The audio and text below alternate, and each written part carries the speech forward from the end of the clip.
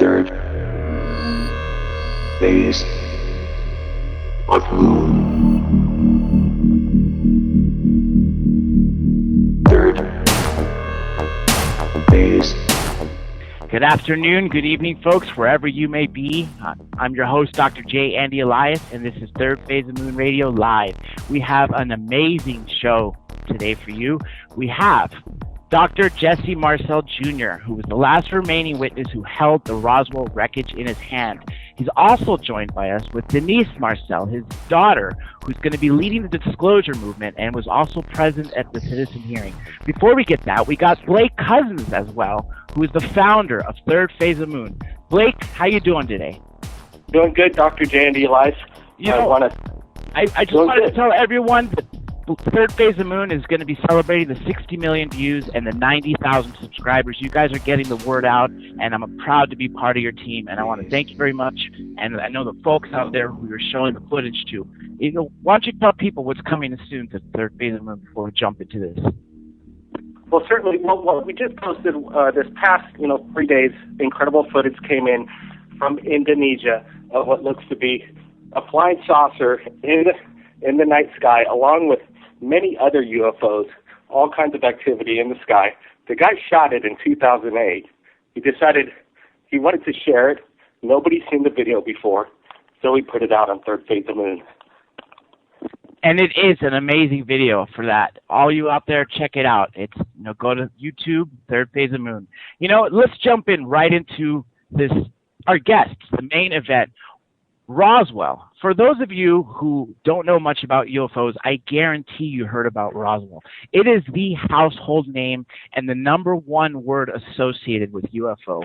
Why? Because this was the one time that the military announced that they had a flying saucer in their hands before they retracted the statement the following day.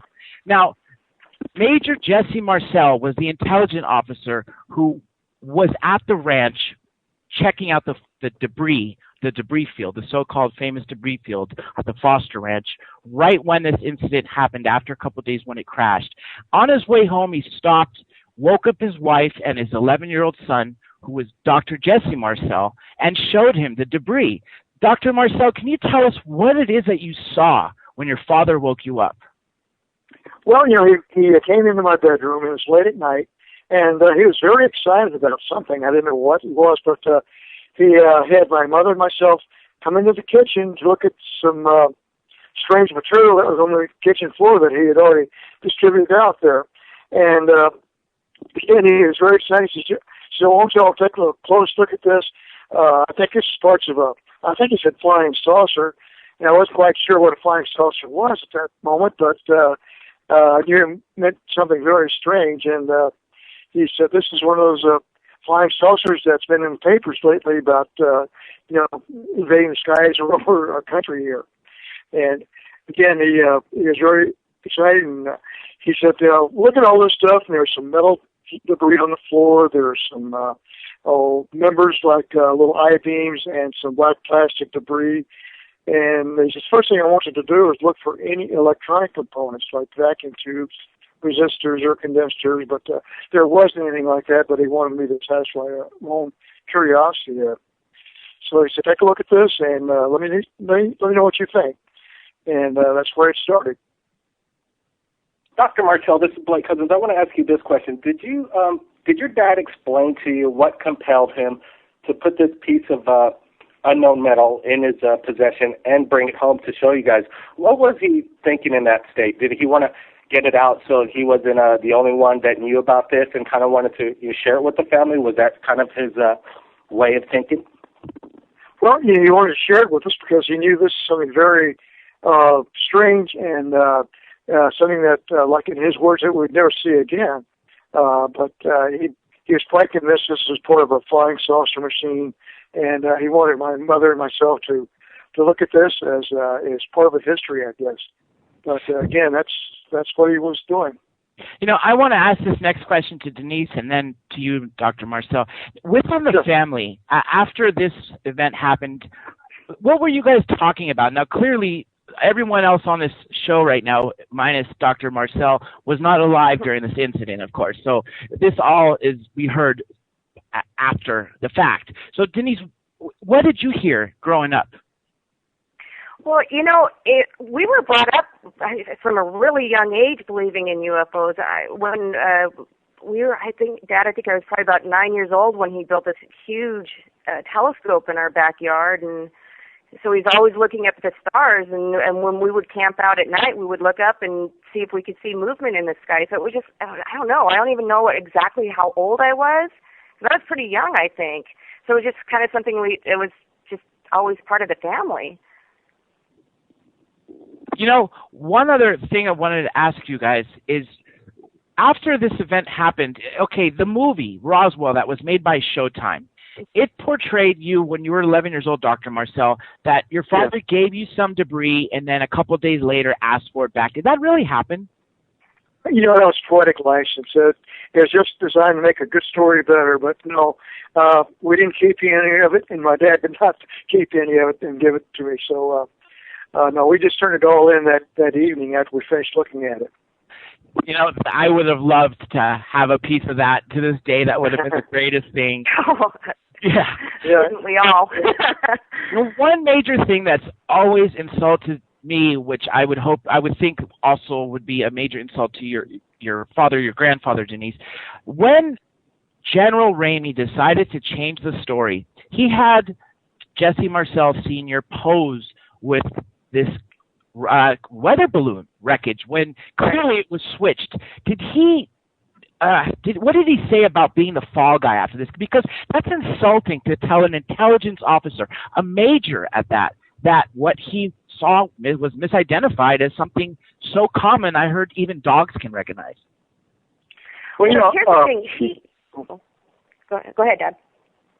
Well, I was going to say that, he did, Colonel Blanchard, who was the base commander at Roswell, wanted my dad to fly the material into General Ramey's office at Fort Worth to the station out there, because General Ramey was the 8th Air Force commander. And my dad flew the material in a B-29 under armed guard to General Ramey so he could examine this too.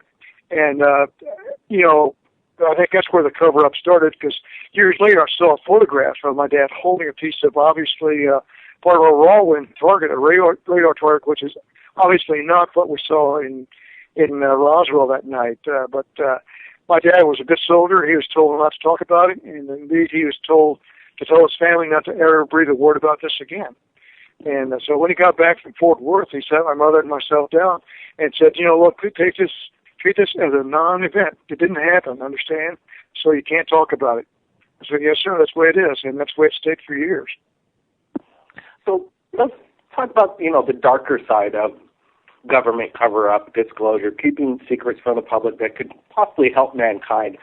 What did you feel threatened? Did your father feel threatened about, not getting this substance out to the public? And how far did they go in threatening your father? Well, I don't know about any threats to him. Like I say, he was a good soldier, and he's followed orders, so they didn't have to threaten him, actually, to not talk about it. They said, Major Marcel, do not talk about this ever. And so he followed orders, and no threats implied there, but he knew that he was given orders by a general, and he followed them. I'm going to change gears for real quick. You were both at the citizen hearing, and I know, Denise, we talked off air that you'd like to get involved with disclosure. After witnessing the six retired members of Congress, this congressman and senator, literally transform over those 5 days from skeptics to true believers, what do you think is next, and what would you like to do to get involved, Denise, to push this? Well, that's a hard question. I've been really thinking about that a lot and trying to figure out what actually can I do to help make a difference. I guess it's just doing shows like this and trying to spread the word out there and say something really incredible. I mean, for my father and my grandfather, happened. I mean, it was a real UFO came down, and so I just really want to try to help to get the movement going. I think what Stephen Bassett's doing is great. I mean, he's had a profound effect on me. I really wasn't involved with it that much. I didn't talk about it too much with anybody except for my family. And now it's like, I really want to try to do something, and I'm trying to find that path, and I'm listening a lot to what Stephen has to say. So that's, maybe eventually writing a book, maybe helping get that out there that way. That might help. I think doing this, what they're trying to do with raising money to try to have a UN hearing would be an amazing thing to do. Third Phase of Moon, we're the top UFO channel on YouTube, I think because of the transparency. We put out information that people want to hear. The mainstream media has done a very good job for turning this into like a circus, even though the top mind scientists, military men, politicians involved in ufology. What else do we need to get the world to finally wake up and turn the media around to follow these kind of stories and report some of these amazing UFO encounters that we receive all the time right here at Third Phase? Wow, that's a hard one. I don't know, Dad. What do you think? And what do you think would help get the media involved more? I think maybe if some famous people came out and said that they saw something. Even this United States is really driven by Hollywood, so. What an amazing thing if maybe some famous actors or something came out. I mean, for goodness, they're making a lot of money on all this UFO stuff. It'd be nice if some of them could come out and maybe say some stuff if they've ever had any experiences. We actually had recently. Russell Crowe talked about seeing something. We know for a fact that President Jimmy Carter and President Ronald Reagan reported UFO sightings, and Blink 182, one of the main guys, Tom DeLonge, turns out to be a big UFO researcher. I don't know if he's ever had any sighting or not, but he's definitely a believer and an advocate. This was actually news to me when I found that out. So some of them are coming out. Shirley MacLaine, another big example, yet it's still not having the effect. The sad thing is because of what the CIA has decided to do, and declassified documents show this, that they're either plausible deniability, just deny everything, or ridicule. And there are two ways of basically having disinformation. They take a truth and they surround it by lies, or they take a lie and surround it by truth. That way, one way or another, the story is tainted. And they've done a great job over the last 60 plus years to suppress this and basically make everybody, just like Blake said, look like a circus. And that's a shame. That's a real shame. And I still think that this Roswell legacy is going to be the biggest thing. When disclosure finally happens, they're always going to go back to Roswell, even though we've had these things. There was an alleged crash in 1896, Aurora, Texas. There was an alleged crash, as late as 8,000 years ago, possibly in China. Anywhere from 4,000 to 8,000 years, they estimate. And this isn't the first, but this is the first time that the military stepped up. Now, what I've noticed is, unless a police officer or a government official comes on television and says, hey, look, this is true, then we don't believe it. And that's the way our society has seemed to have gone. And that's a shame. Now, let's go back to Roswell. In 1978, Stanton Friedman uncovered this case by being in Louisiana, and turns out he was speaking to someone who ended up knowing about Jesse Marcel Sr. And Jesse, of course, he spoke. What compelled him to speak 30 years later? Well, I'm not sure. He was a very avid radio amateur, ham radio operator. And I guess, they like to shoot the breeze about everything. So I suppose my dad was kind of reminiscing about some strange events there in Roswell. And so he relayed this to his buddy in Baton Rouge, who then relayed the same material to ideas to Stanton Friedman. And so that's how it got let out, I guess. And, of course, that was 30 years after the event, too. And my dad thought, well, why not start talking about it? It's been 30 years now, so people probably should really start to know about what happened. Knowing what you know now, Dr. Marcel, when your father brought home this material, would you have, like the movie did in Showtime, would you have actually taken it in your possession, hid it somewhere safe, and maybe, disclose it now? In hindsight, would you have kept some of the material? No, I don't think so, because had I done that, I certainly wouldn't have it now, because word would have gotten out. I told my dad about it, and they'd have come and gotten it. As a matter of fact, Bill Brazel, who was the rancher's son, kept a little piece of it in his saddlebags there on the ranch there, and word got out that he had a piece of it, and some very official people came and got it for him. You know, there was a recent FBI document that actually made the rounds in the 70s. Bruce Maccabee got it out through the Freedom of Information Act, but just recently it was revived through the FBI Vault. It's an online repository of released documents where it said that there were up to 3 discs and up to 3 bodies per disc. Did your father see any other of the crash field, or did he ever talk about the alien bodies? You know, he never saw those. At least he denied ever seeing them. Because later my wife asked him point blank a few years ago, did you see the bodies? And he said no, but he knew people who did see them. So, they, you know, what they did, they compartmentalized information. There was several sites there they're talking about. My dad was associated with the debris field where there was just parts of the flying saucer there, and the main body of the craft must have come down some distance away. And the bodies, if they were there, that's where they were found. But my dad was not associated with that part of the craft. When your father brought home the material, did it seem like a family event, like gather around, it's kind of Christmas Day, let's open up the presents? And if so, did it almost seem maybe proper enough? I'm not sure. Quite a long time ago, the cameras nowadays are a lot more wearable. Did you have cameras in your home to take family photos, maybe take a picture of the metal itself? Oh, I'm sure we had cameras. My dad was an amateur photographer too, but unfortunately we did not take any pictures of it. So all I can do is just relate what I saw spread out on the kitchen floor with my dad kind of hovering over, just jumping up and down with excitement. You know, you recreated.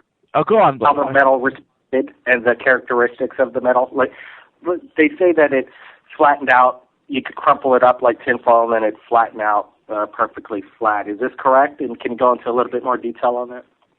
Sure. Well, you know, I didn't really witness that part of it. You know, because all I did was just hold it, and I didn't try to bend it or tear it or stretch it or anything like that. But my dad later described. Guys in his office tried to bend a piece of it with a sledgehammer, and it wouldn't stay bent. In other words, you could deform it, but it would pop right back out again. So, but unfortunately, I did not see that. But my dad talked about that later. So I had no doubt that it really was like that. I was first exposed to this case in 1988, seeing that documentary, which included your father's testimony from Stanton Friedman from 1978, and he talked about that this debris could not be burnt, it could not be smashed, and he talked about all these characteristics that you were saying. But one thing that you were able to contribute to the ufology world and the whole general public was your recreation of this I-beam. And there were these symbols that you described as looking like Egyptian hieroglyphics. Now, there have been several other cases that people say the same thing. They've seen weird-looking symbols on there. They're not quite Egyptian, but they are some sort of symbols. There was a famous case, I'm sure you know this because you were at the citizen hearing, the Bentwaters case. Well, Sergeant Jim Peniston, when he came home, he actually drew, or actually at the site itself of this object, he drew the symbols on there. Have you ever compared the symbols on the I-beam to anything else?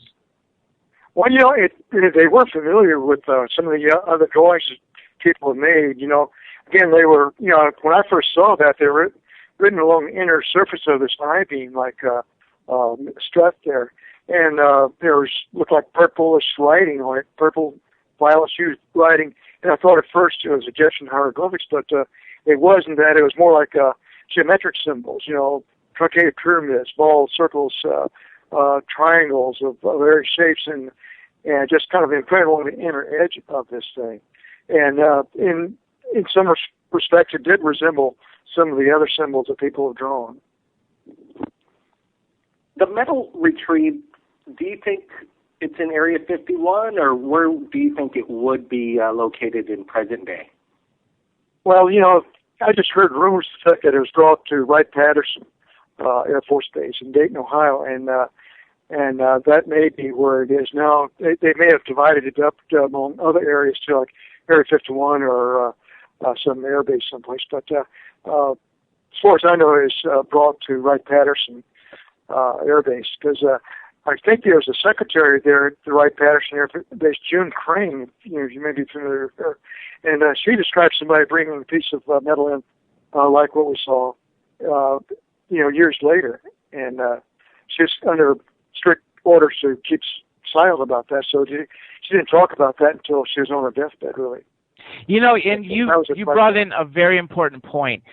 Over the years, there have been so many witnesses that have come forward. I mean, scores and scores and scores of them. And then when Walter Haut passed away, he left this memo that was to be released 5 years after his death, which basically confirmed everything.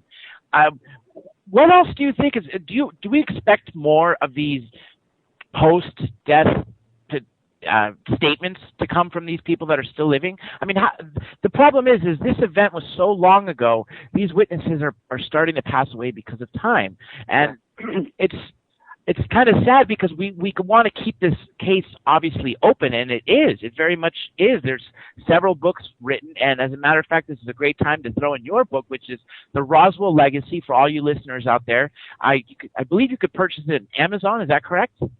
That's correct, yes.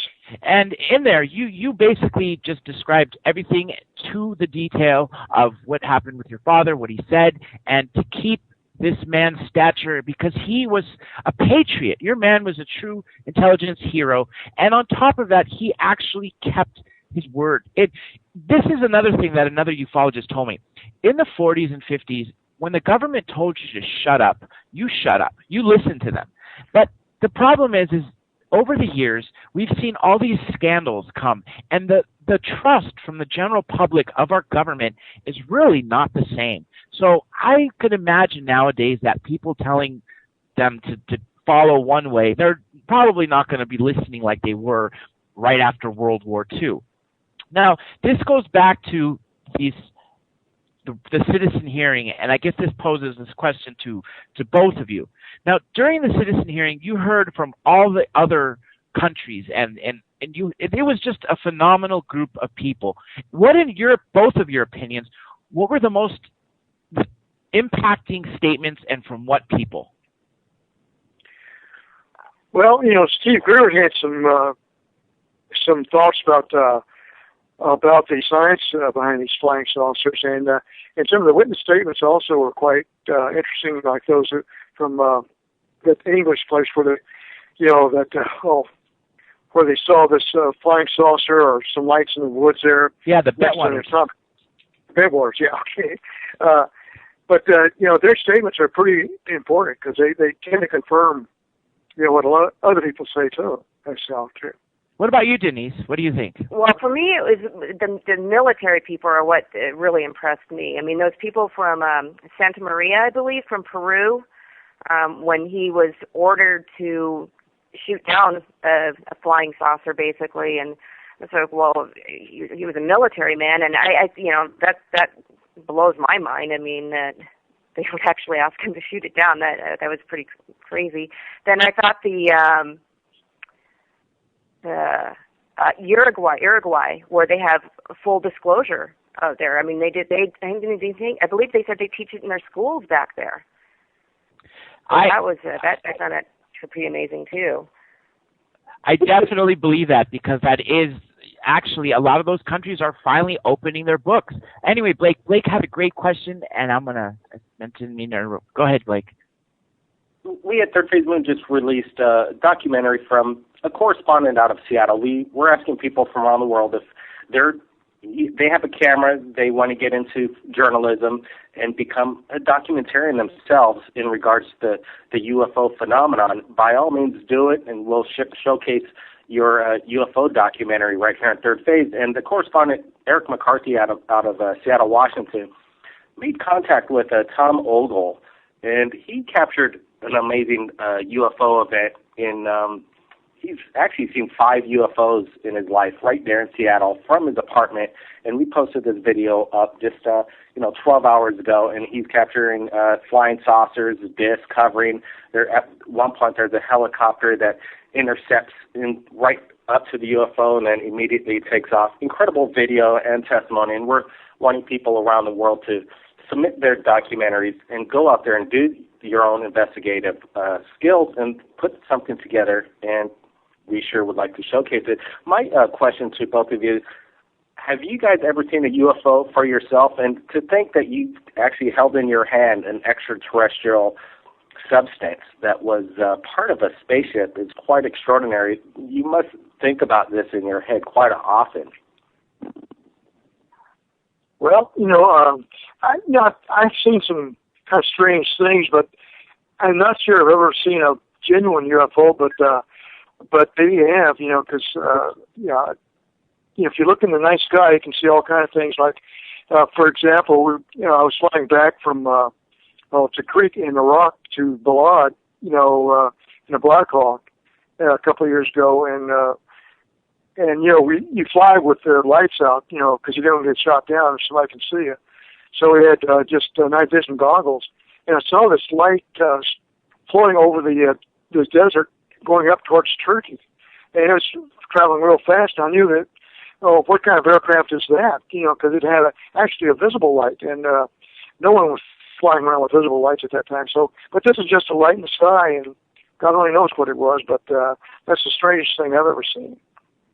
We're coming to a break in about a quick minute, but I'm going to ask this question, and we'll talk about it right after.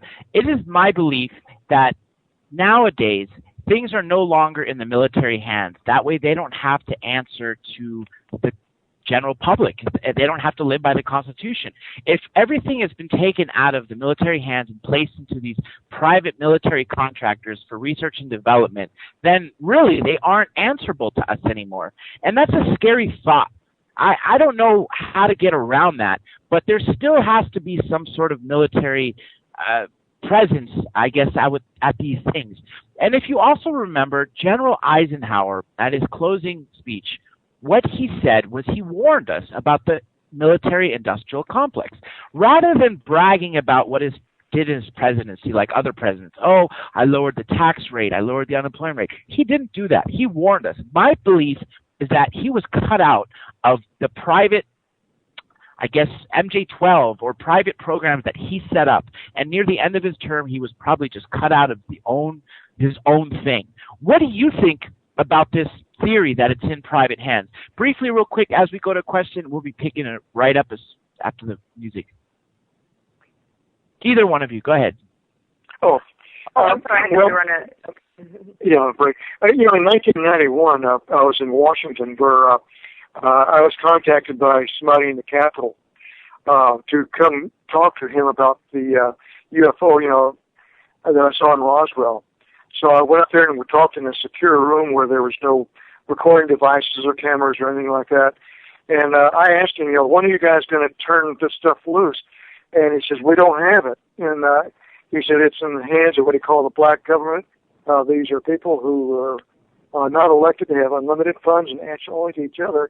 So I don't think the military has that much to do with it anymore, but it's in the hands of some clandestine, government agency. Denise, that's what I think so too.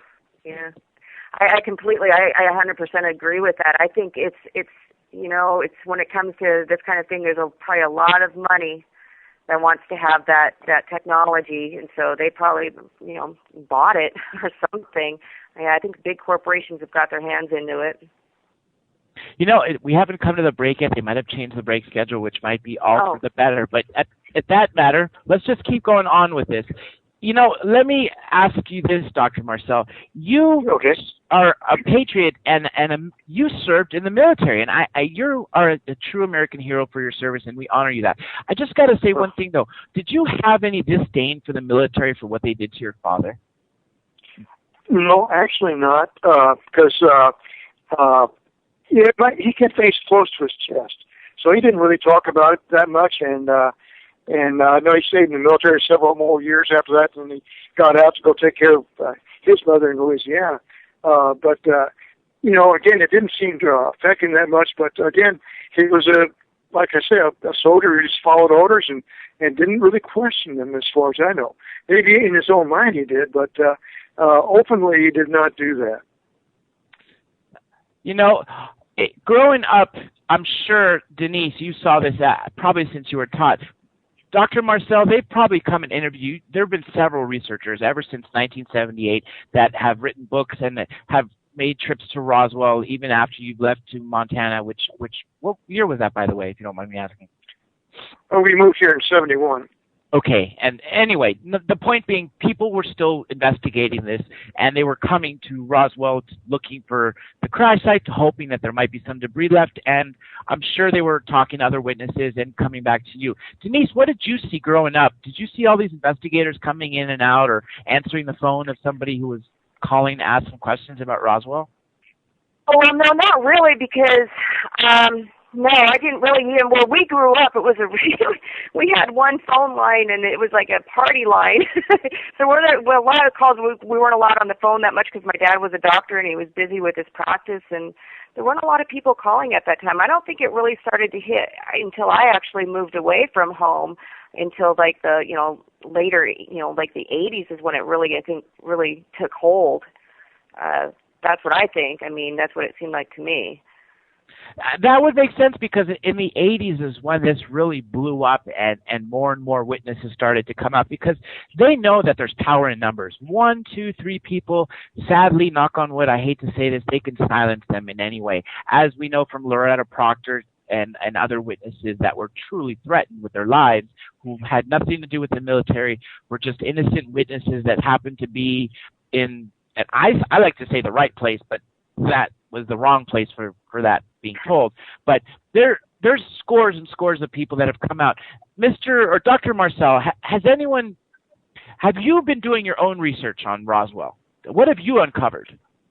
Well, I'm not a researcher. I'm just an observer of that one event there. But what it did do was trigger a strong interest in astronomy and cosmology.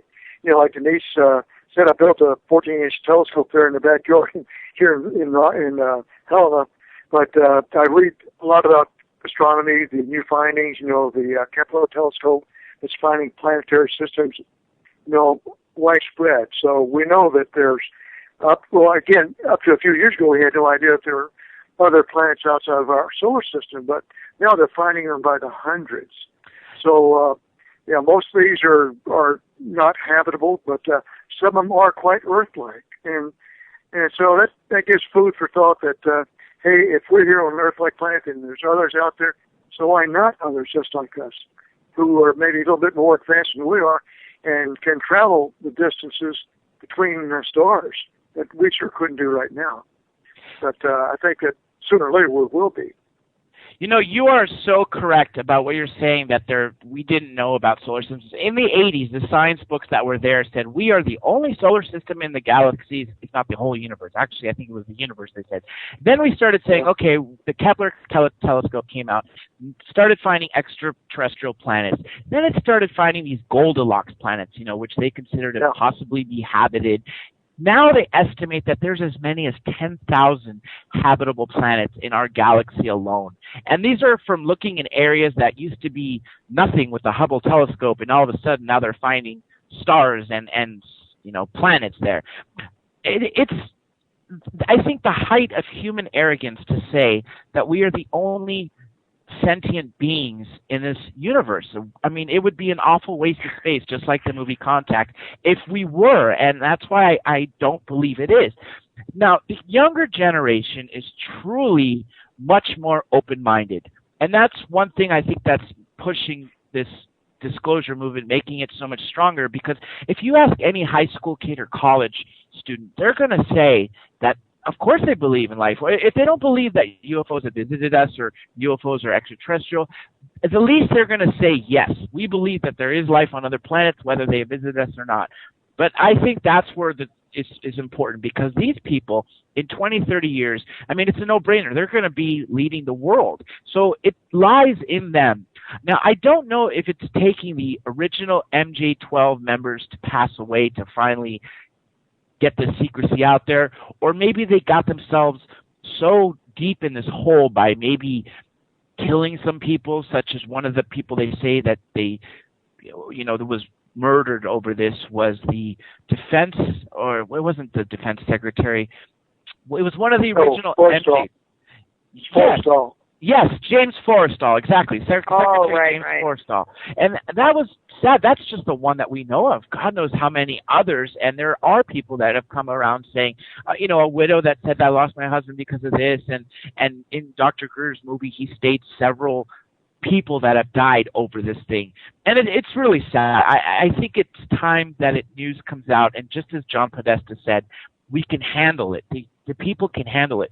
Not too long ago, a friend of mine was talking to me, and I always thought it was, I didn't understand why Dr. Greer switched gears. He was all in the Disclosure Project, and then all of a sudden he started working on free energy. And I didn't know why he abandoned it. And speaking with a friend recently, he said, it doesn't have to do with the aliens. I think that they know, the government knows we can handle it. But it has to do with the technology, because the 600 trillion petrodollar empire would collapse overnight if they know how we can use the technology that's on this craft. And that makes much more sense of them hiding intelligent beings, because we truly can handle that. Now, what do you think is it going to take? Because there's several people out there who worked on free energy machines, and they're being suppressed. There's several patents that have been confiscated in the name of national security. I mean, it's just a mess. It truly is a mess. I wanted to know what your thoughts are on that. Well, I'm wondering if the military doesn't have a big hand in it, if those corporations have that, a lot of that material that they're trying to use it to create their own thing, and they don't want to share that. I think that's a good possibility. What about you, Dr. It's Marcel? really hard to get that out of there. Yeah. Again, my thought is the military really doesn't have that much to do with it, but I think that there's a lot of research going on, a lot of reverse engineering, which is trying to find bigger and better ways to fly airplanes and things like that. But but the technology is there, and it's just a matter of us reverse engineering it. And it may be very difficult to do that, because it'd be almost like giving Leonardo da Vinci a digital wristwatch and tell him to repeat it, to build one like it. And he couldn't do it because he didn't have the technology to do that. So we may have to advance further along the stream here to have the technology to be able to really reverse engineer to find out what kind of systems they use to travel interplanetary distances. You hit the nail on the head. Actually, a famous researcher also said something very similar. If we gave Christopher Columbus a car or anything, grab a computer and said, here, you have an unlimited budget, go ahead and build it, there's no way he would have done it. I mean, he couldn't have done it because the technology hadn't progressed.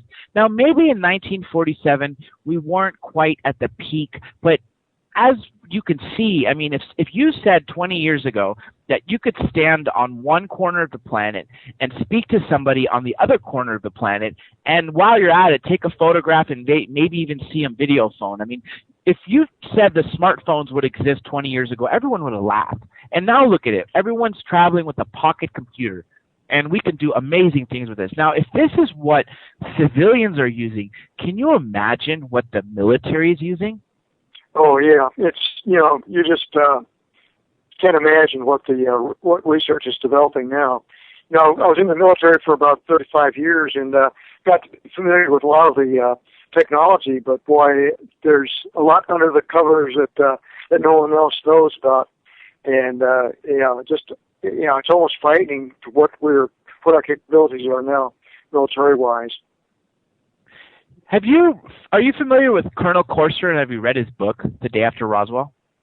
Yeah, Corso. Yeah, I didn't read it, but my wife Linda did, and he talks about reverse engineering and says that a lot of commonplace materials now, like transistors, and where it came from reverse engineering. And I don't really say no, but I guess I'm a little bit of a skeptic that way, but who knows? I don't discount anything. What about you, Denise? Have you read his book, or have you read any other UFO-related books? Oh, yeah, I have. It's been a while since I've read a UFO book. I did read his book. It was quite a while ago, to be honest with you, and I'm sorry, my memory's not 100% on that. Well, either way, he did a great job in basically bridging the gap, saying that what Roswell, he had Roswell artifacts. This is an alleged story. Obviously, it's hard to confirm, and some people, some respected ufologists even don't believe his story. Others do. But I'm on the fence, and I'm starting to tend to believe that it's possibly true because he hand-delivered some of these artifacts to the research and development departments of, I think it was not AT&T at the time. One of them went to GM, IBM, different places. And like you said, Dr. Marcel, they created transistors, cell phones, Kevlar, night vision, were all attributed to Corso. And right before he passed away, he said, give it to the people. We deserve it. We need it. There's no need for the secrecy anymore. And sure enough, he passes away, and then that's a whole other debate. Yeah, exactly. But we've also had other whistleblowers. We've had Bob Lazar, who came out in the 80s, and he was ridiculed. And people say that they looked for his records. If someone worked at S4 and Los Alamos, they would have had a college degree. When they went to Caltech and MIT, they couldn't find it. They say they graduated the list of his class in high school and all these different things. Well, George Knapp, an investigative reporter in Las Vegas, found a phone book from Los Alamos that had Bob Lazar listed, not in the janitor section either, in one of the labs. Now, obviously, if he's a government scientist in the laboratory in the phone book, clearly this man is capable of working at the job that he said he held. And he was very detailed of what he said. He said there was 9 hangars and 9, I think there was 2 empty. 7 of them contained different crafts. One was tilted up on its side. One was damaged. One looked very sleek-like. Another looked like a top hat. And then this kind of went, stayed a little quiet. It would pop up here and there. Recently, we've had Dr. Dan Burrish, who's come out, another whistleblower, and he confirmed Bob Lazar's story. So we're getting more and more of these people actually confirming this rather than doing the opposite and discrediting their story. And I hope people listening out there, if any of you have been involved in this military or this CIA cover-up, or you have something to tell, give it to the people. We deserve it. We can handle it. And I don't know what else it's going to take. Thank God for this alternative media, because if it wasn't for the ability of YouTube, we wouldn't be able to broadcast the footage that is not going on CNN. Surely what we're receiving at Third Phase of Moon on a daily basis is not shown on any of the news, and that's sad. So I think in one way they have a double-edged sword. The government likes the fact that we have technology and everything is electronic because we can get shut down with an electromagnetic pulse. No one can run to their ATM. What are you going to do at that point? But on the other hand, you got Skype. You can do anything you want. You got YouTube. And I think these advancements may have been in place. Stephen Bassett even said they may have done this on purpose so they can kind of help us push for the disclosure. Because if it's not going to happen by the government, it's going to take the people to happen. Well, I think as time goes on, there'll be more and more people coming out with us. So, back to, I guess, Roswell. When you guys, growing up after this incident happened, did you talk of what it might be? Maybe if it was an alien, maybe it was a time traveler, or maybe it was an interdimensional device. What did you think about it?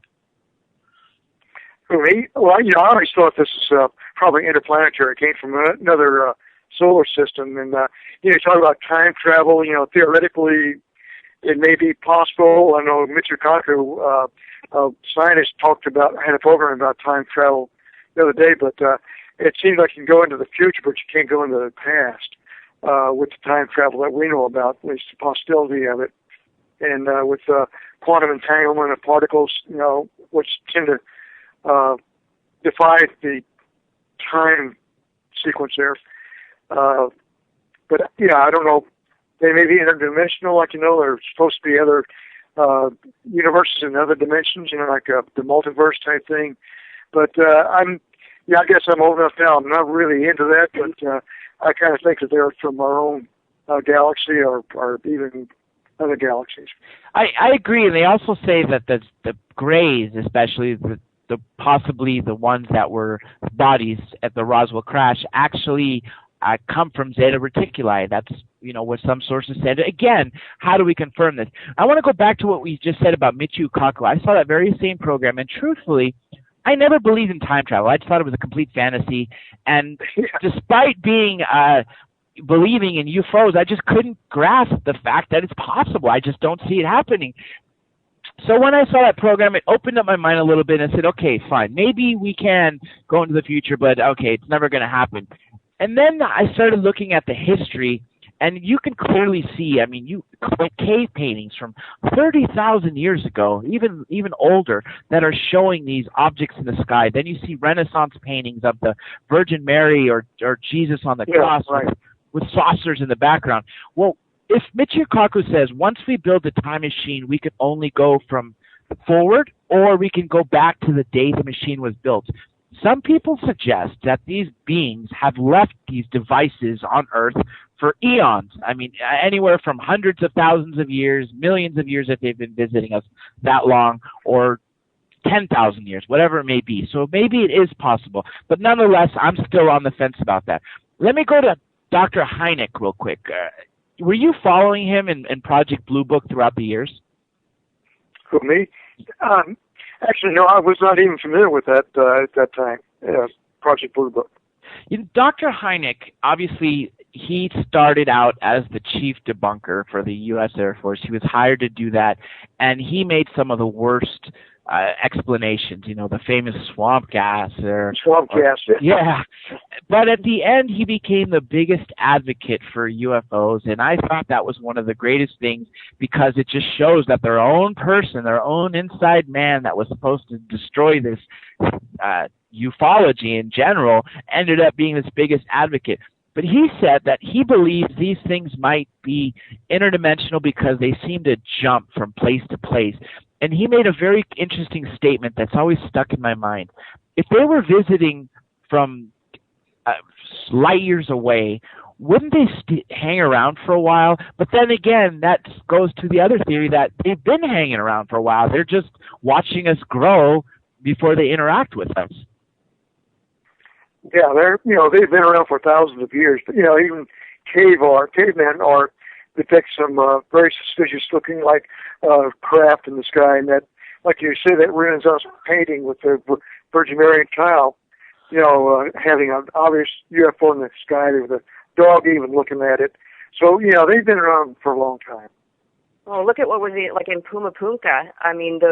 The rock, how they carved out those rock. It's like perfect 90-degree angles and stuff. From thousands of years ago.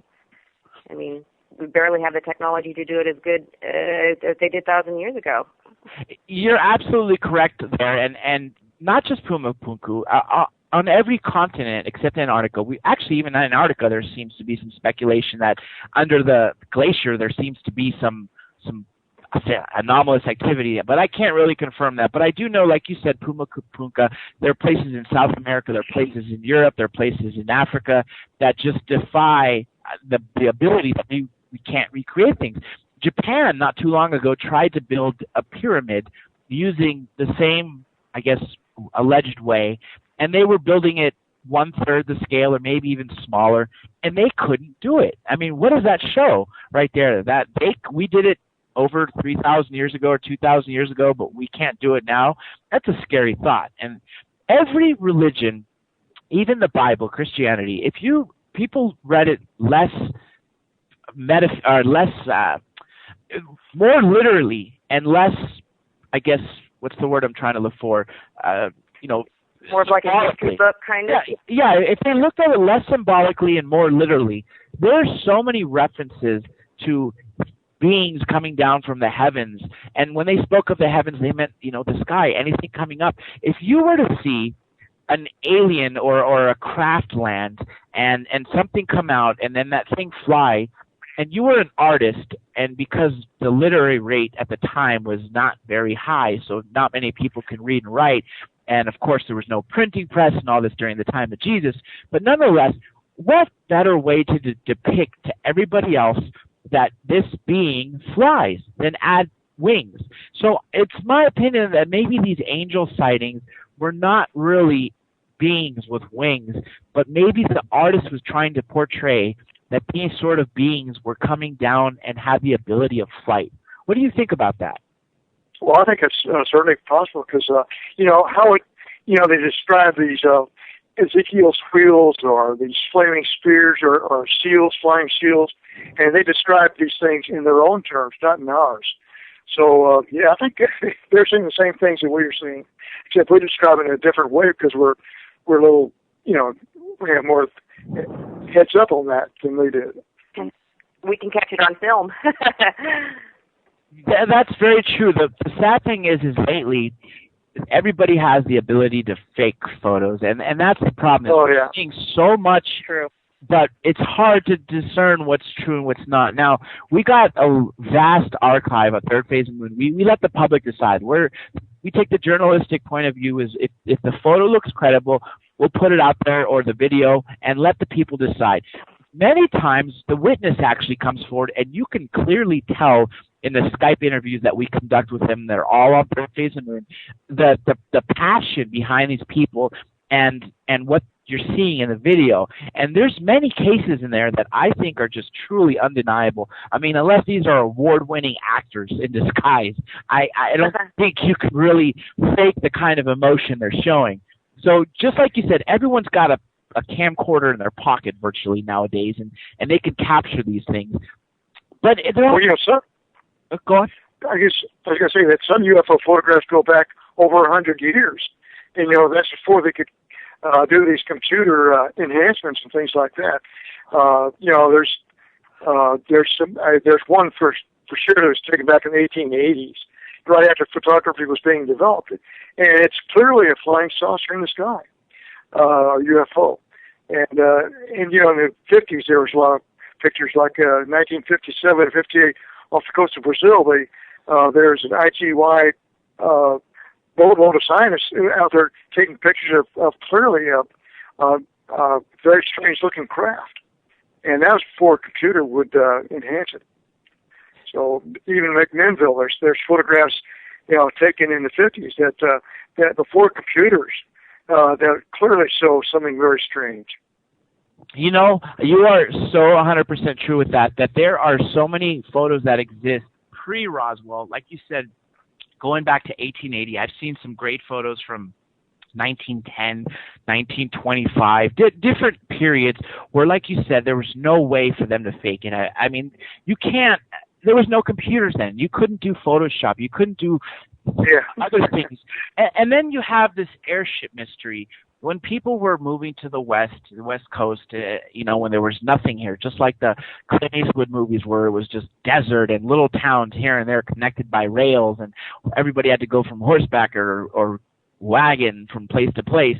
And they were seeing these airships, and the only thing in the sky at the time, aside from birds, was balloons. And there weren't that many of these balloons, hot air balloons, that were apparently being used since the 18th century. And that doesn't fit or describe what people were seeing in this airship mystery. So clearly, like you said, this has been going on for years and years, and there's no way to deny it. And it's sad that this was accepted, centuries ago, but now it seems to be a taboo. Thank God it's changing a little bit. Now, wasn't there like that Battle of L.A. or something like that too, where they, like in the 40s or something, that they thought that, they shut L.A. down practically.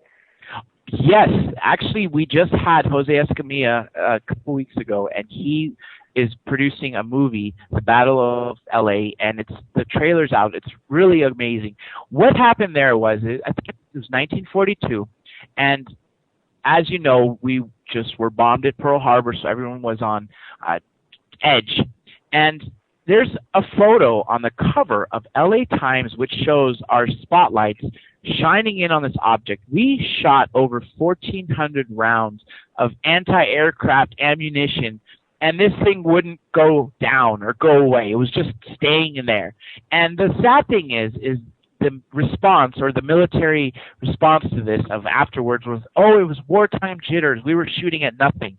And then this photograph is out. So then they say, well, okay, we can't say we were shooting at nothing, so let's say we're shooting at a balloon. Are you telling me that 1,400 rounds were We're coming to break. We're going up and not taking this down. Everybody stay tuned. We're having an amazing show. As you can tell, we're talking with the original Roswell witness right here at Third Phase of Moon Radio. Stay tuned. We'll be right back after this message.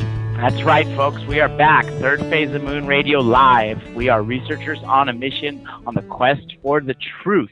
We have been speaking to Dr. Jesse Marcel, Jr., who was the last remaining Roswell witness who actually held the wreckage in his hand and is speaking about it, and his daughter, Denise Marcel, who's going to be leading the disclosure movement and was present at the citizen hearing and knows so much about this case and this whole topic as a whole. We have so much more to talk about. But during the break, we actually had a caller. Caller 808. What's your name and where are you calling from? Well, this is Blake Cousins. I know we do have another caller coming in, but yep, I'm here back again, and definitely been listening to the Marcel conversation. Absolutely fascinated. I know there's people listening right now that want to call in and ask the question, so we're just waiting for the switchboards to light up here. As far as getting disclosure, I think, like you were saying earlier, Dr. J. Andy Elias, is that the people are going to do it. And I think that's what sets Third Phase of Moon apart, because we're out there talking with the people. Actually, MUFON's dropped the ball in regards to taking reports and doing a serious investigation on it. We get the complaints all the time that you're the only people that listen to us. Third Phase of Moon, if it wasn't for you, nobody would hear the story, even want to listen. And that's what I think we take pride on that. We want to get people's words. We want to take their testimony, get their evidence, and showcase it, and not be people out there to ridicule somebody if their story's fantastic. Third Phase of Moon has a lot of, colorful language sometimes in regards to the subject matter. And I think that's a good indicator in itself that we're doing something right, because when people don't know something, they usually tend to get angry about it and, get scared, and that's a problem people have. But if you open up your mind, and that's what we ask the people, is open up your mind, take a look at it, be subjective, and, come away with what you believe in, and then leave your comments. And that's what we're trying to do on Third Phase of Moon. Now, back to, the metal. I wish we could showcase that, because right here, we're not afraid of, putting this sensitive material out if we had it in possession. If there's a free energy machine, if there's a downed UFO or an alien body, we want it, we want to see it, and we're going to put it out there so fast that it can't be stopped. And that's our mission right here at Third Phase. What do you think about that, Dr. Jandy Eliza, on the mission and a follow-up on a question? We absolutely are pushing it out there, Blake. And like I was saying before when you got disconnected, we're doing a great job of putting out what everyone else is not showing. CNN, Fox News, all that, they're not doing their job. And if it wasn't for venues like YouTube and the Internet, there would be this open exchange of ideas. Now, as I was saying, we had a caller, and it turned out to be you, but we actually do have that caller back. Caller 808, what's your name and where are you calling from? This is Desmond. I'm calling from Hawaii. Excellent, Desmond. Do you have a question for one of our guests or hosts? Well, my name's Desmond Wayne. I have actually a couple comments for, is that Jesse Marcel Jr.'s daughter? What's her name? Denise Marcel. Denise.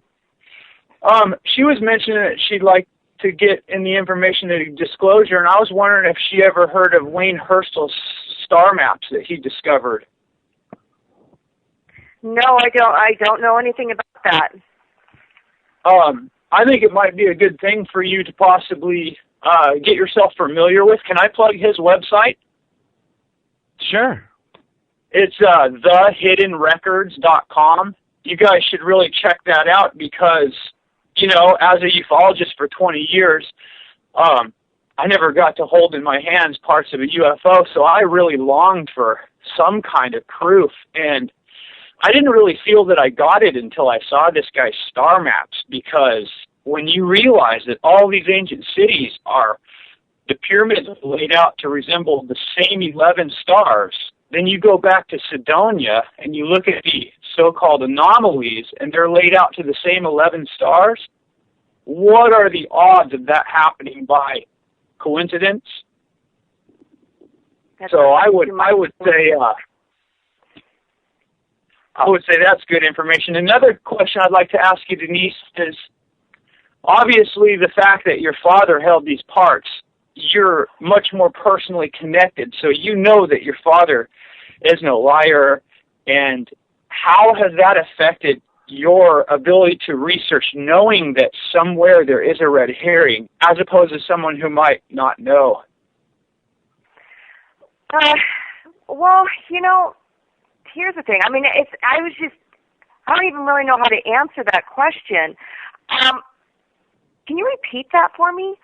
Well, it's kind of like now that I've seen the star maps, I have much more ambition in my research because I know I'm not wasting my time now. Right. So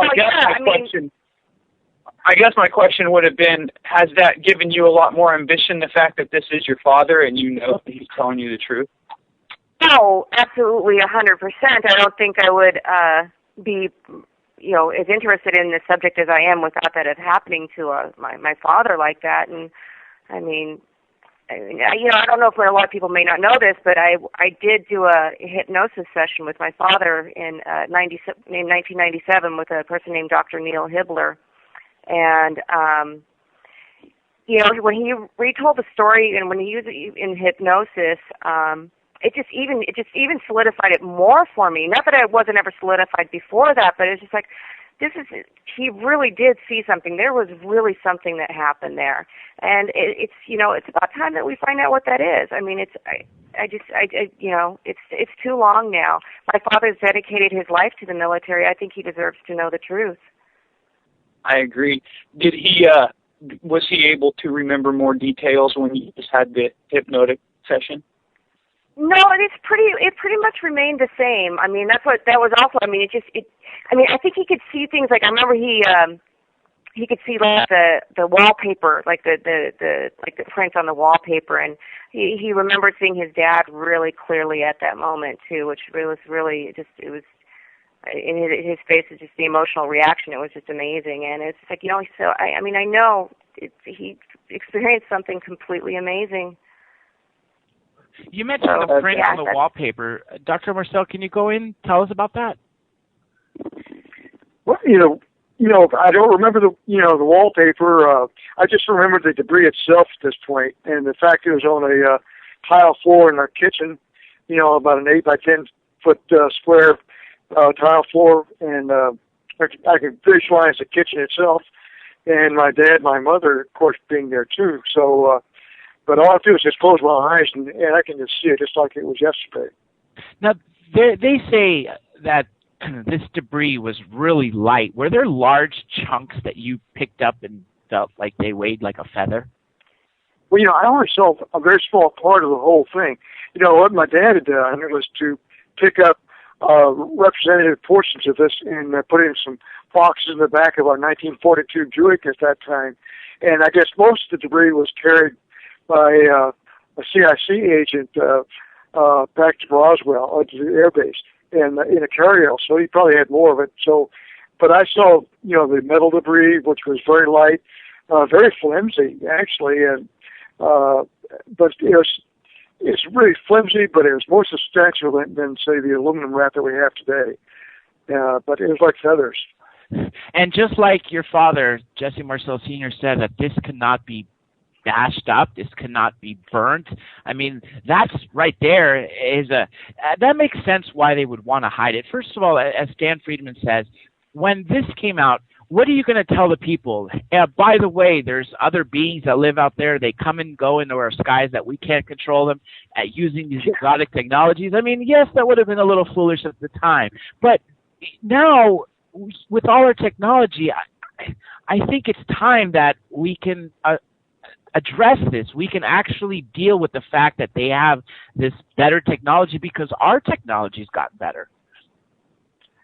Yeah, we're on the verge of cracking the code. There's NASA has a study about alternative space propulsion, and they talk about how you can, if you have enough energy, you can actually warp space and time so that you don't violate the Einstein's speed of light. Now, their space could travel infinitely fast, although if you're in that space traveling faster than the speed of light, you're not violating Einstein's law of speed of light. That's so true. Actually, recently we had John Searle, who was the godfather of free energy, and just like Nikola Tesla, he was given dreams, and over his life he built 3 devices that were actually powering for free energy. He had this incident where in England, where he lives, they took him to jail alleging that he didn't pay the electric bill of theft. But really, it wasn't theft, because all he did was use his energy device to power his home, and he wasn't stealing from the electric company. So it was a terrible shame. Then he went to jail, came out. Sure enough, his devices were confiscated, and we're really hoping that someone up there will step up to this challenge and take the knowledge that he has and go on with it, either build another machine or fund this next one.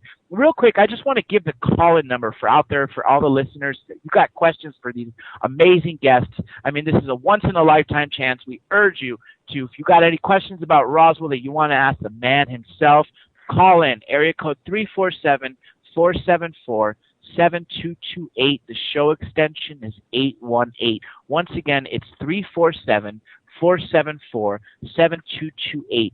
Show extension 818. And without further ado, Blake Cousins, I know he had a burning question to ask. And Blake, go ahead and take it. Well, the metal always fascinates me, and I want to get back to the moment that your father brought it home and what his state of mind was. And let's go into detail. Were you sleeping at that moment? Were you guys awake? Was it during dinner time? Can you go into detail what he was explaining, like kind of verbatim what he's saying? Okay, son, this is metal from a flying saucer, etc. Go ahead, Dr. Marcel.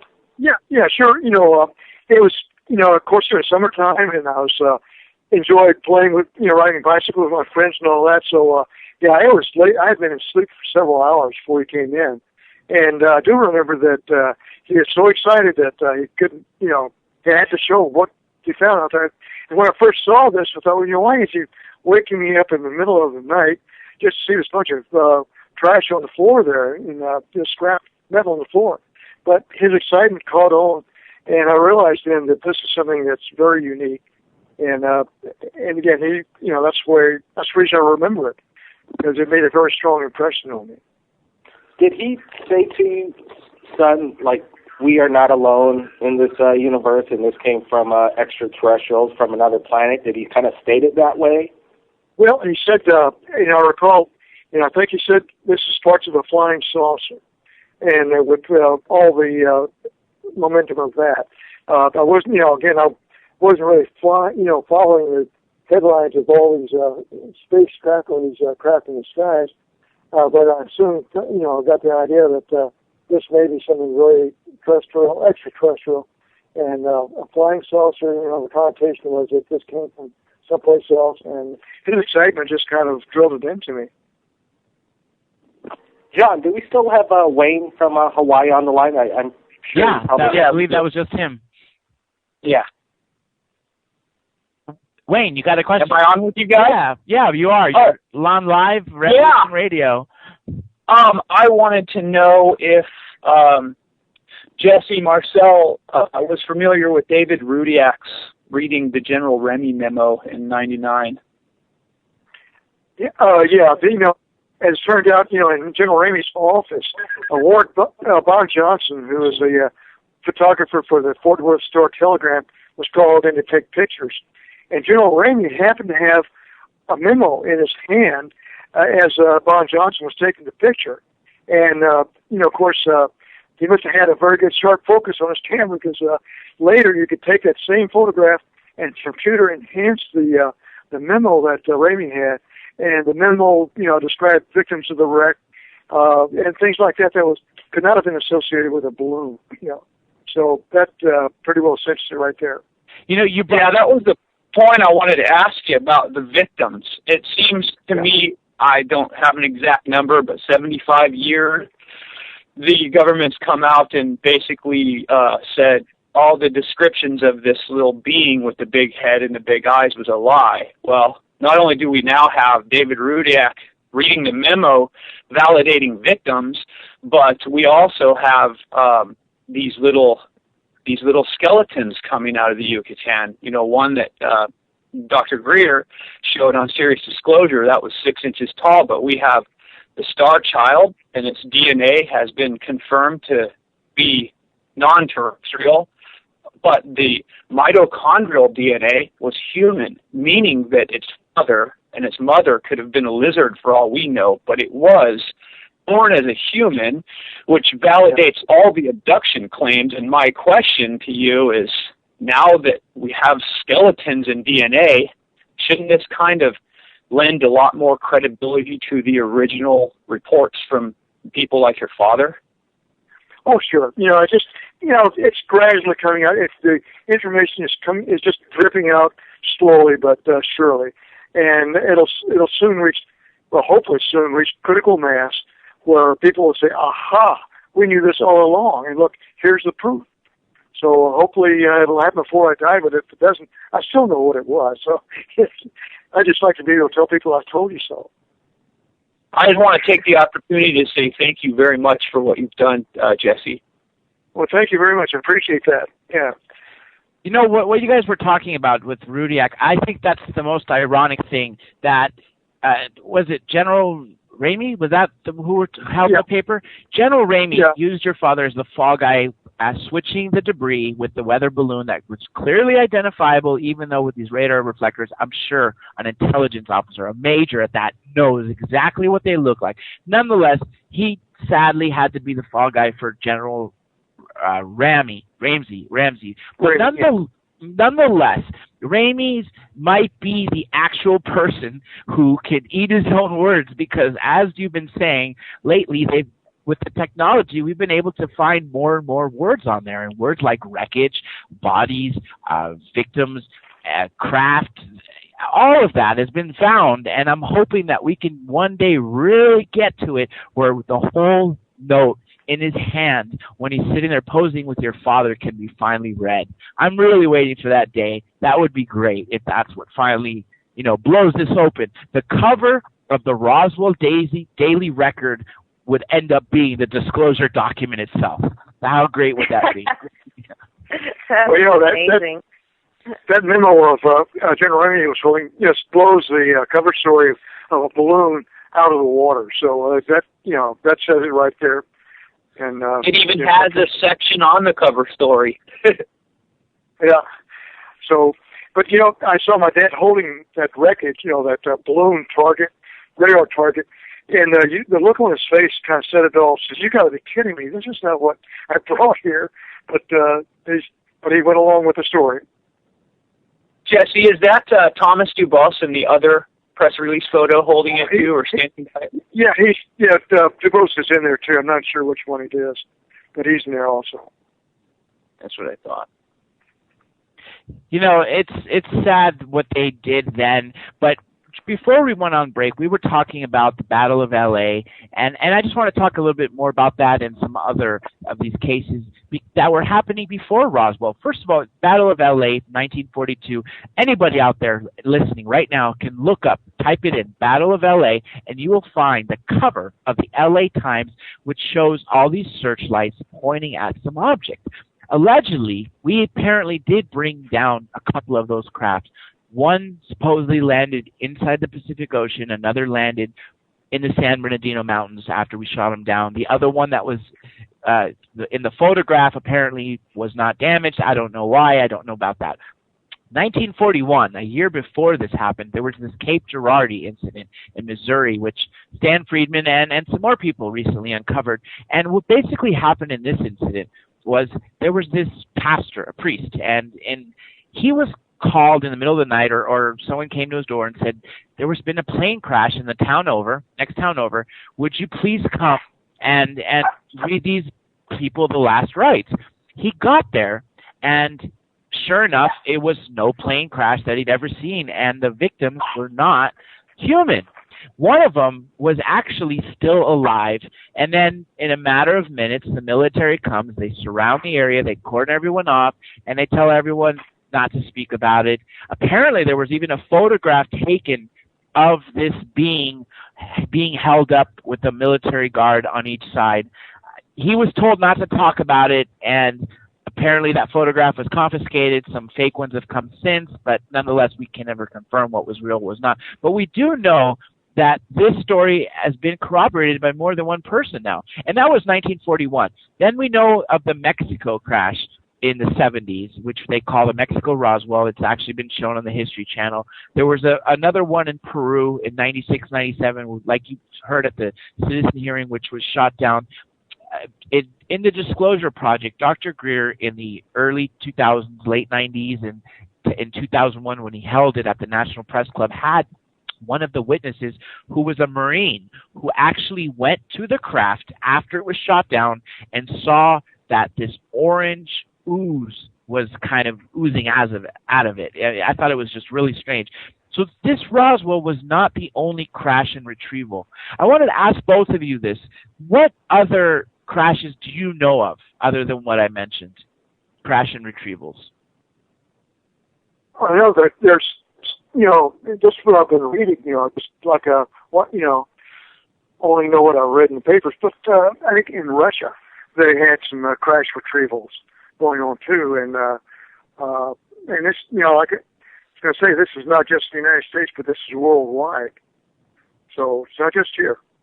So other countries have the same debris, and they're all kind of, sequestering this stuff, I guess. And about Russia, you are so true. Stalin, after Roswell, was apparently really jealous. His intelligence confirmed that we had retrieved something exotic. He ordered his pilots, just like we did, to shoot them down at all costs. Apparently in, I think it was early 51, maybe it was the late 40s, I'm not sure, but it was right around there.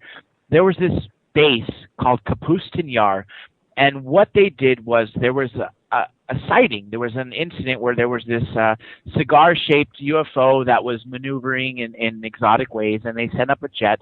And ultimately what happened is they collided. I guess the jet fired a missile, the object did something to evade it, and they collided, both crashed. Stalin didn't care about the Russian soldier that died, but he did care about the craft. And underneath where this landed, they ended up turning it into like the modern day Russian Area 51. And just like you said, that was just one crash. Then there was the Tunguska crash, which is possibly another incident in the early 1900s. And there's so many more. Recently, we were just joined by Preston Dennett, MUFON researcher of 23 years, author of 15 books, 2 more coming out. One of them is my absolute favorite. It is the UFOs over California. He also has UFOs over New Mexico, UFOs over New York, and several more. Preston, we are speaking with Dr. Marcel and Denise Marcel, and I wonder if you had any questions, because I know you've done a lot of research in Roswell. I have. Hi, guys. It's an honor to speak with you. It's really thrilling. I think you've had really awesome experience dealing with this, and I have a lot of questions. But my first question is, would you go forward again with all this information, or do you regret ever having gone forward with all of this, or is this something that you wish you had kept private? No, there's nothing I would do differently. I just, when my dad started talking about this in 1978 with Stan Friedman, I figured, well, if he's talking about it, it must be okay to talk about it. But he carried the fire for a long time, and then when he died, then I started catching the attention at that point. But no, I have no regrets at all about the release of what I know about this, which is, like I said, I'm just an observer and not a researcher. Right. Overall, would you say that the response from people is positive and that people believe what you're saying, or do you get a lot of skepticism? Actually, most people believe this, and as a matter of fact, I was in the military for years, and I had flag rank officers say sit me down and want to talk to me about what happened in Roswell. So no, even the military was open with my the discussion and the explanations. Wow, yeah. I'm surprised that this is still going on as far as, a cover-up. And I think the work that you're doing is crucial to ending this. I'm wondering what you think about how long this information is going to be denied by the government or whoever is actually covering this up. I'm not sure it's exclusively, our government in terms of, senators and the president and all that. But I'm wondering how long do you think this can go on? Well, I have no idea. I wish it would end. I wish they would come out and spill the beans. Like if the study program, the search for extraterrestrial intelligence, would come out with a definite positive extraterrestrial signal from elsewhere. That would help because people would then know for sure that that there are intelligent beings elsewhere, not just here on Earth, and that if they're there, maybe they've been here too. So that would, things like that would help if they came out with a positive extraterrestrial signal. A few weeks ago, Preston and I were saying how great would it be if one day we can all visit the Roswell wreckage in a true museum. We after all deserve it, and, and that's what we really need to get out there to happen. Richard Dolan we had on not too long ago, and he always says disclosure is impossible, yet it's inevitable. When it's going to happen, I don't know. I was hoping in the 88, that joint USSR and America, USA disclosure video that was aired was going to do something, and it didn't. Then we talked about it in the 90s. Every year, every decade, it's always, we're on the brink of it. We're 5 minutes to the midnight disclosure clock, and we're always shot down by this. And like we've been all saying before you came on, Preston, that sadly we need to have more people pushing this. We need to get the people to do it because sadly the government isn't going to do it. Now, Dr. Marcel, what would you like to see happen in the future in your legacy with your father and with everything that's happened?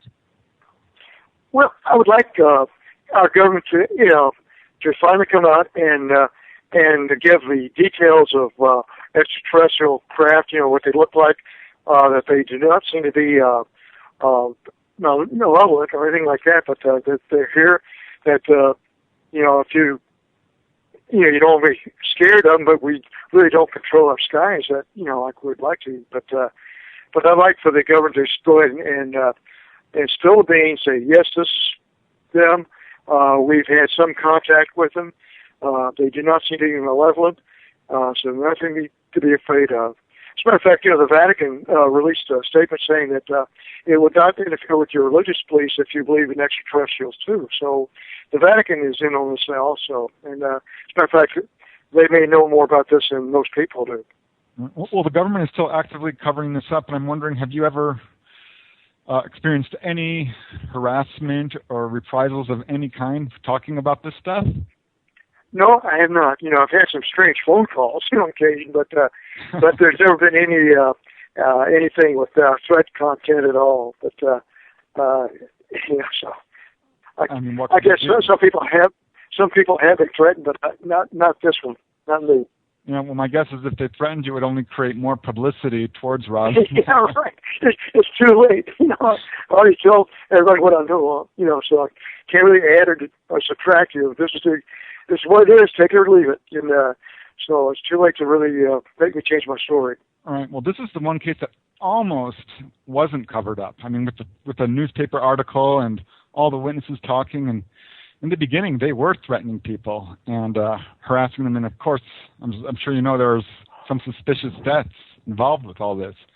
So I don't know if the government is still actively covering up Roswell or not, but it appears not, because the other witnesses are not being harassed either.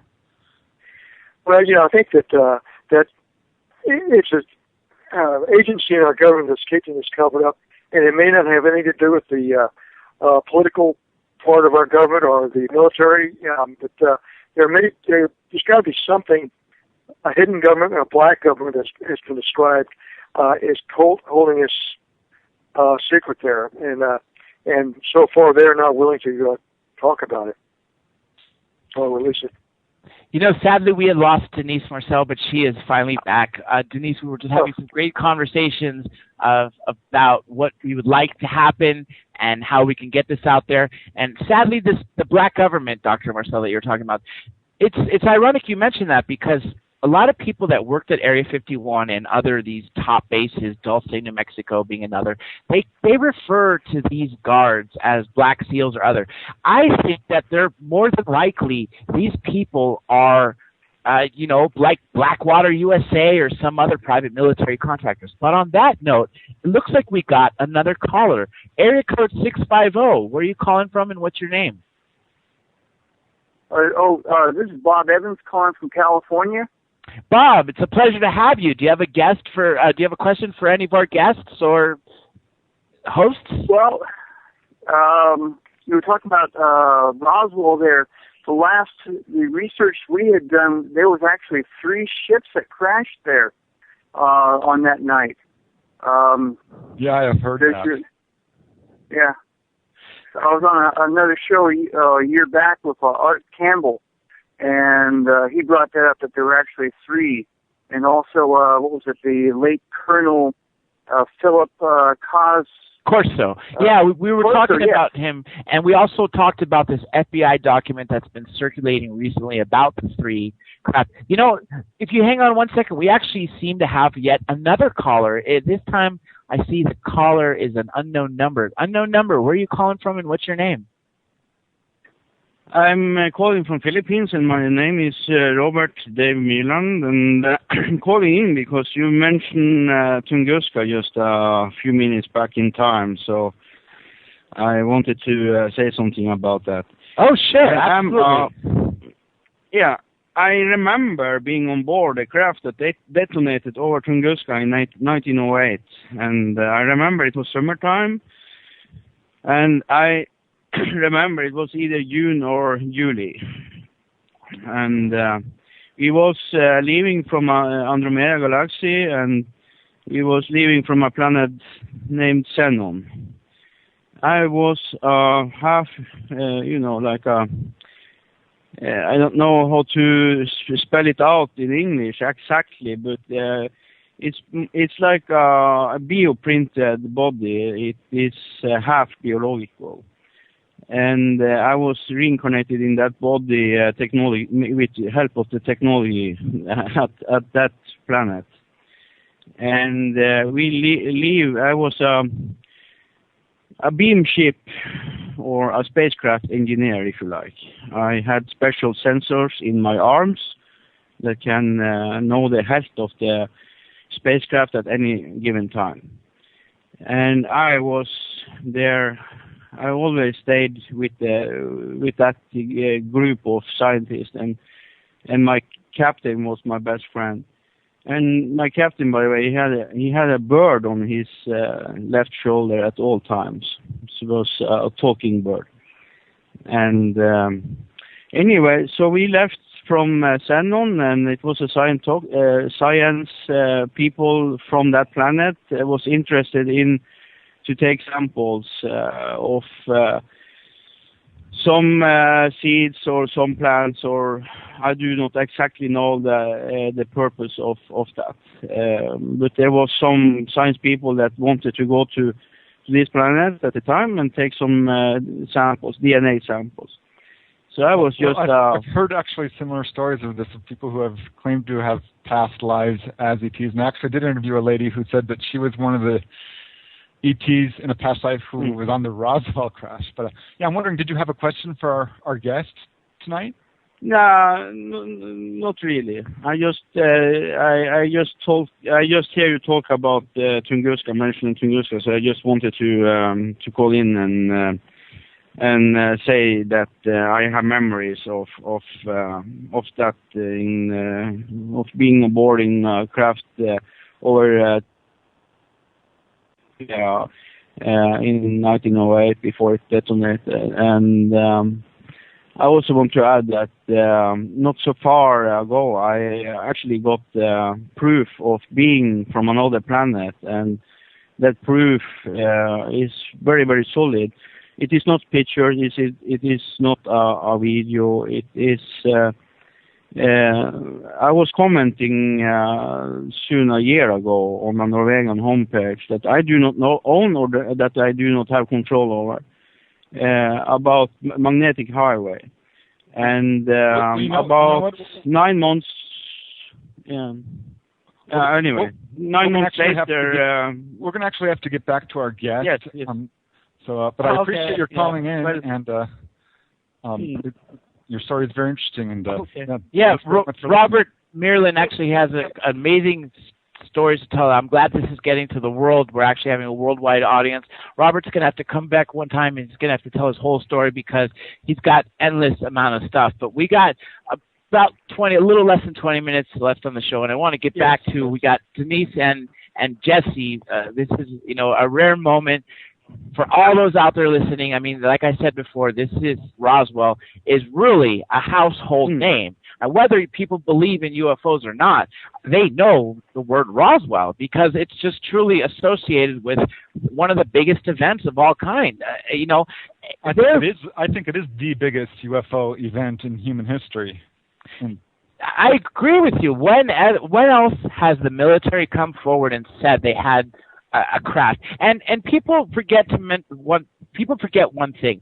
They always look at the Roswell Daily Record the next day when it showed, okay, this was a Raimi Enti's Roswell story, and shows the famous photo with the weather balloon debris. But that same day, all around the world, the newspapers were also talking about Roswell. So let's just say on the West Coast, when the newspapers were coming out, as time was going, east, everything was still being published. If you look up newspapers from July 8th, 1947 from different cities, you're going to see a whole lot of stories talking about the military recovering a craft. I know, Preston, you've actually seen a lot of those newspapers. Can Dr. Marcel, can you tell us, have you seen those too? And maybe, Preston, maybe you could tell us about which ones you've seen. Well, now that you say so, my dad was on the reception of a lot of these calls and reports here. As a matter of fact, he got a call from somebody in China. In 1947, that was quite a long-distance phone call. But he, his office staff got word of that, and they said, well, he's called Publicity Marcel now. It's a joke, but he actually got somebody in China who tried to get a hold of him, or did get a hold of him to talk about the Roswell crash. Very interesting stuff. So here's a question for you, Dr. Marcel. Have you ever seen a UFO yourself? I've seen lights in the sky. Whatever that means. I related earlier that I saw a light in the desert over a rock that should not have been there. But who knows what it was? It was a no-fly zone, and it was a visible light. It should not have been there, but that's the only thing I've seen. What about you, Denise? Have you ever had a UFO experience other than? I when I was little, when we would go camping it was literally our backyard, I saw something. I mean, it was really far up in the sky, and because I know that we would look up there all the time and try to is that a satellite that we're looking at? What are we looking at right now? Because I mean, it was the Montana sky. It was just so big and vast. I swear I saw something. It was, so long ago, but it looked like something that wasn't just the movements that it did. It kind of zigzagged, and I'm like, well, that was just kind of odd. Well, you kind of grew up knowing this stuff is real. I mean, considering your unique situation, I mean, is that true? Have always been a reality with you. It's always been a reality with me. I've never questioned it. I mean, it just is. We're not alone. That I know for sure we're not. Right. So, in my own family, being a UFO researcher, still some of my family members don't believe in it and look at me with kind of embarrassment. And I'm wondering, have you ever been embarrassed by being involved with this field, or have you ever, you know what I mean? I can clear a room real quick if I. No, absolutely. Absolutely. I've definitely felt uncomfortable. It's because you wonder how people are going to perceive you. It's like they're going to think like, well, she's, kind of out there, or it's like, well, it makes sense. I mean, sometimes it is hard, but for the most part, in this day and age, it's a lot more open. I mean, people are more accepting of, they're more willing to listen. I think, right. which is yes, they are. You know, the irony about this is there's this circus that's like we all talked about last hour, how this ridicule goes on about this topic. But if you ask people, I just generally ask people, believers or non-believers, hey, have you ever seen a UFO? And you'd be surprised how many people say yes. Well, yeah, they'll say, as a matter of fact, a couple of years ago I was camping and I saw this. Or I was driving to this state and I saw this. And there's so many stories, but yet these people, out of fear of ridicule, are not reporting them or not talking about them. And we're truly hoping we could change that. And I think the times are finally coming to where we can change that. Denise, you know this we go to this media group by Stephen Bassett, who's led the disclosure hearings, the citizen hearing, and we were talking about last night about what's the times and what else we can do to finally push this out there. But Senator Gravel, his closing statement that he said off the panel after the hearing in a video that's available on YouTube, he truly believes that extraterrestrials are there. He said no doubt about it that extraterrestrials are real and that there's a cover-up. I mean, to convince him in a matter of 5 days, when he came in as probably the biggest skeptic of the group, versus the way he was at the end, just goes to show that if anybody actually pays attention to the evidence, it's there. It's always in front of them. But as Stan Friedman always says, they always have the attitude of, don't bother me with the facts, my mind is made up. And that's the sad part about it. But nonetheless, yeah, we're finally in that stage, though, where people are starting to open up a little more and tell stories that they didn't want to tell. And I know, Jesse Marcel, Dr. Marcel, you have done a great service to this, and so has your father, by telling the story and by keeping it alive, especially in your book, which I'm going to plug in again right now, Roswell Legacy, available at all major, outlets such as Amazon.com. I believe Barnes & Noble. You could also get it there. I've seen it before. Do you plan on writing any more, by the way? No, I think that's it. That was I shot my block, and that was it. But I just wanted to mention that. Denise is going to get to the next one. Yeah. Yeah. I was just thinking, I wanted to let people know we're going to be in Roswell, so he's going to be signing books there too. Oh, fantastic! That's right. It's the anniversary coming up in a couple of weeks, as a matter of fact. Yeah. Yes. What did you think of the movie Roswell? I wasn't, I thought it was actually pretty good in that it portrayed sort of the feeling of the whole incident well, but it was mostly, about your father. So I'm wondering, what is your thoughts on the movie Roswell? Well, Paul Davis did a good job on it, and he used poetic license to make it more interesting than it would have to be. But he talked about how I kept a piece of it and I had to give it back, but I didn't do that. Didn't keep any of it. And they also had a Air Force reunion of the 509th someplace, and I don't think that reunion ever happened. But anyway, there's poetic license there, but it just made a good story better. Hey, and if you don't blink, you might see me too. I'm in there as the waitress. Oh, yeah, that's right. But don't blink. That's right. She's in there too. But it's talking about. I think the giggle factor of this thing is beginning to finally fade away, so that people feel more comfortable in talking about things like this. We recently re-released a documentary, The Alien Human Project. It's available for free for all those out there who are listening. It's on Third Phase of Moon YouTube. It's a great documentary documenting Dr. Lear's work. And I wanted to ask you, Denise and Dr. Marcel, are you familiar with Dr. Lear's work, and what's your take on alien abduction? Well, yeah, I know Dr. Lear quite well, and I've seen some of the artifacts that he's retrieved, and I have to say that some of them are very interesting. And I think they need to do, and I think they're conducting some isotopic research on some of these to see if they contain strange isotopes of metals or material that probably are foreign to our solar system. But I know Roger Lear quite well. Yeah, he is a great friend of Third Phase of Moon and a personal friend of mine, and we always talk about this stuff. And each year, as technology gets better for us, just like you said, he's able to look more and more into these things. And one of the recent things that he found was that these are emitting a radio frequency that's consistent with deep space, which means somewhere in deep space something is receiving a signal. I mean, if this isn't the smoking gun, what is? What if it's the new quantum entanglement signal?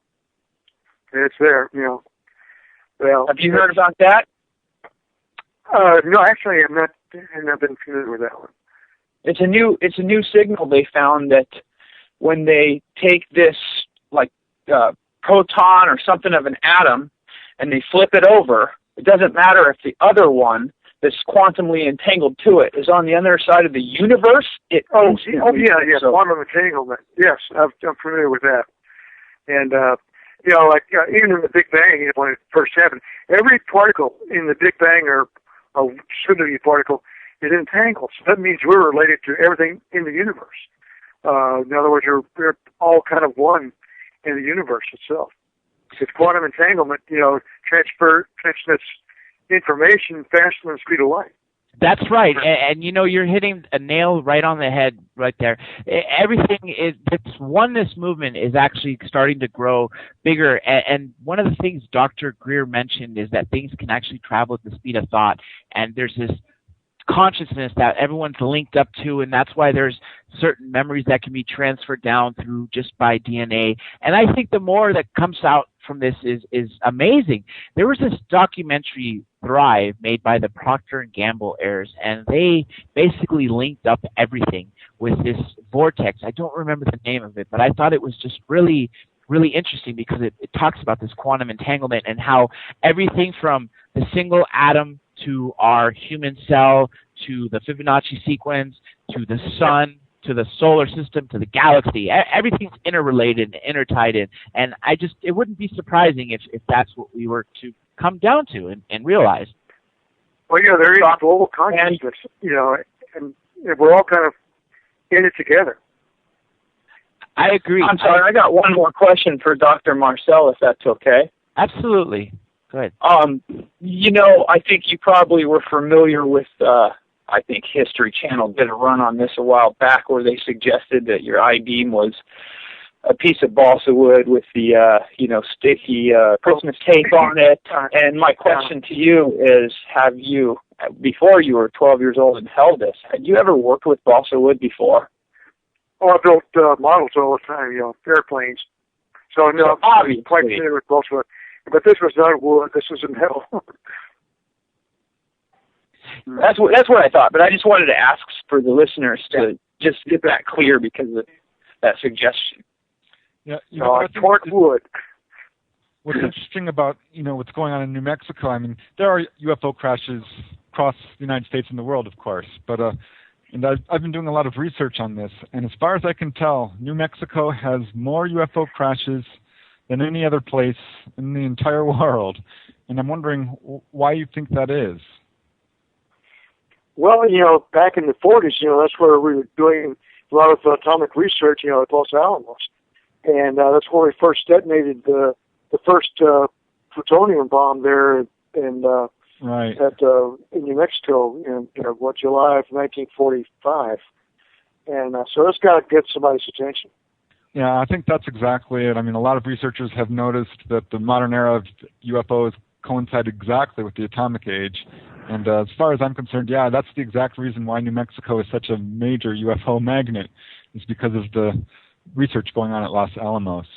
And it makes complete sense because when an atom bomb is detonated, we have this chain reaction that goes on for infinity. And as Stanton Friedman says, the way he exactly puts it is that basically the children have found the matches. You know, a primitive society is us who just went through World War II, 50 million people we killed, you know, humans killing each other, and now we have the device that can decimate the entire world, you know, in literally the click of a button.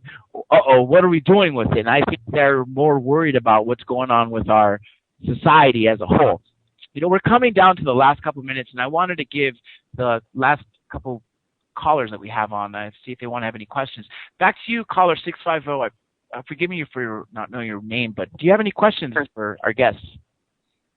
Not really. I'm just glad I finally got onto your show tonight. Oh, this is excellent.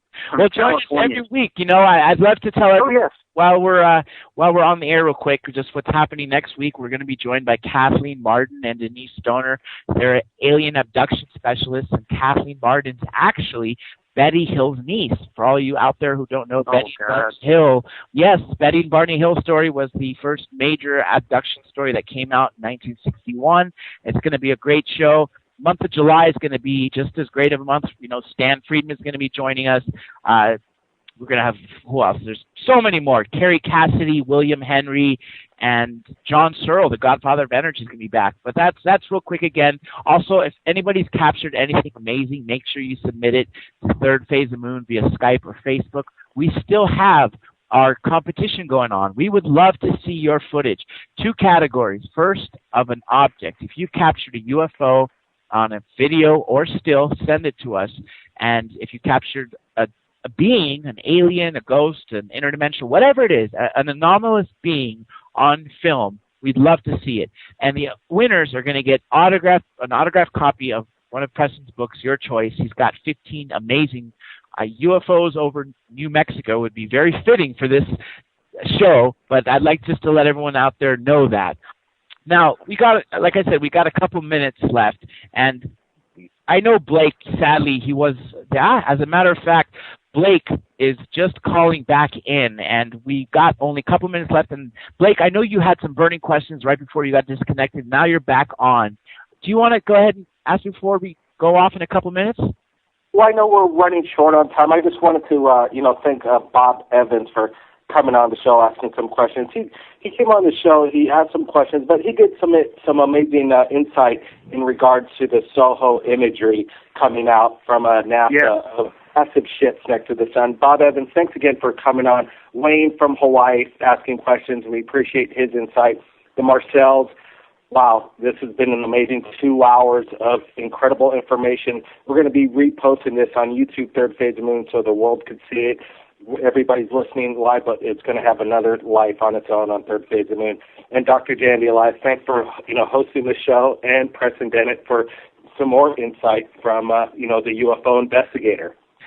Of course, and we still got a couple of minutes left. I'd like again everyone to know the Roswell Legacy book is available, so please get it if you want to know the true Roswell story of following the Marcel line, the family line. Dr. Jesse Marcel, I want to ask you back to the metal and the debris you saw. Have you seen anything in the decades since this incident that has resembled it, possibly? Maybe that... Well, as far as the metal goes, I guess mylar is probably the closest thing that this looked like. Of course, we didn't have mylar back in 1947 either, but mylar would be the closest thing, and I've never seen anything that resembled the I-beam, so. Except for the other people that are actually recognizing the symbols, which I think is great because all this does is confirm the story. And I think it's amazing how all these people have finally come forward talking about Roswell. Better late than never. And I'm excited to see if anybody else is going to leave a memo like Walter Hott did. Anything else before we go off air? Denise, you want to say anything else? Just if anybody knows something, come out and tell it to everybody. Let us know. Yeah, you know that. I wanted to thank Denise, too. Thank you, Denise. Maybe I could tell you guys that these ships are still coming into our system on a daily basis. The SOHO images are showing up every day. They're huge. Wait, it's called SOHO images? Yes, the SOHO satellites, the 2 of them. I did a show for Third Phase of Moon the other day we've been collecting these images since at least 1998. They're huge starships. And a lot of the images show them coming right out of warp, just on our side of the fence. It looks like we are finally out of time. I'd like to thank Dr. Genesee Marcel and Denise Marcel for joining us right here at Third Phase of Moon Radio Live. Everybody out there, watch Third Phase of Moon on YouTube. Join us again next week, Thursdays, 5 to 7 Pacific Standard Time, 8 to 10 p.m. Eastern Standard Time, and we'll see you next time.